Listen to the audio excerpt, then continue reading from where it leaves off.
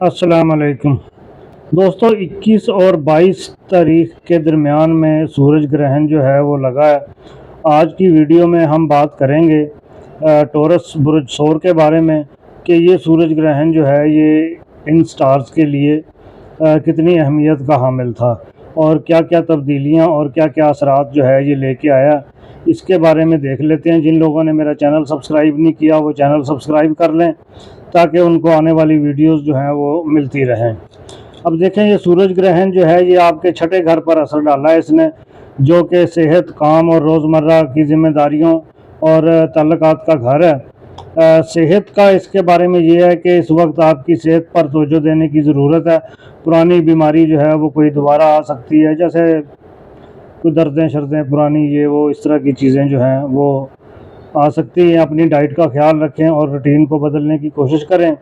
کام کی ذمہ داریوں کے بارے میں یہ ہے کہ دفتر یا ورک پلیس پر اچانک کوئی تبدیلیاں جو ہیں وہ آ سکتی ہیں، کام کا دباؤ بڑھ سکتا ہے، لیکن یہ وقت جو ہے وہ آپ کو محنت کے ذریعے کامیابی جو ہے وہ دلائے گا۔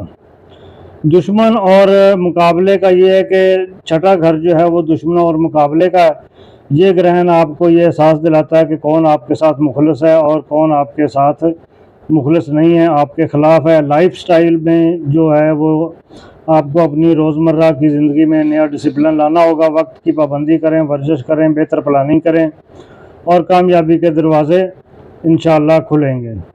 اب آخر میں یہ میں آپ کو بتا دوں کہ سورج گرہن جو ہے وہ ہمیشہ نئی شروعات لے کر آتا ہے، نئے پروجیکٹ لے کے آتا ہے اور کچھ پرانے رازوں سے پردے جو ہے وہ بھی ہٹاتا ہے۔ برج ثور والوں کے لیے یہ وقت صحت، کام اور روزمرہ کی عادات میں تبدیلیاں لانے کا وقت ہے۔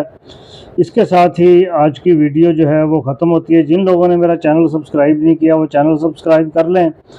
یہ تو تھی عمومی پیشن گوئی۔ اگر آپ چاہتے ہیں کہ جی سورج گرہن کے لیے آپ کو آپ کی پرسنل ریڈنگ جو ہے وہ بتائی جائے، اس کے لیے آپ کا تاریخ پیدائش، وقت پیدائش، مقام پیدائش یہ معلوم ہونا چاہیے نیچے چلنے والے نمبر پر۔ اگر آپ مجھے واٹس اپ کریں گے تو پھر وہ میں آپ کو آپ کی پرسنل ریڈنگ جو ہے وہ بھی بتا دوں گا۔ اجازت دیجیے، اللہ حافظ۔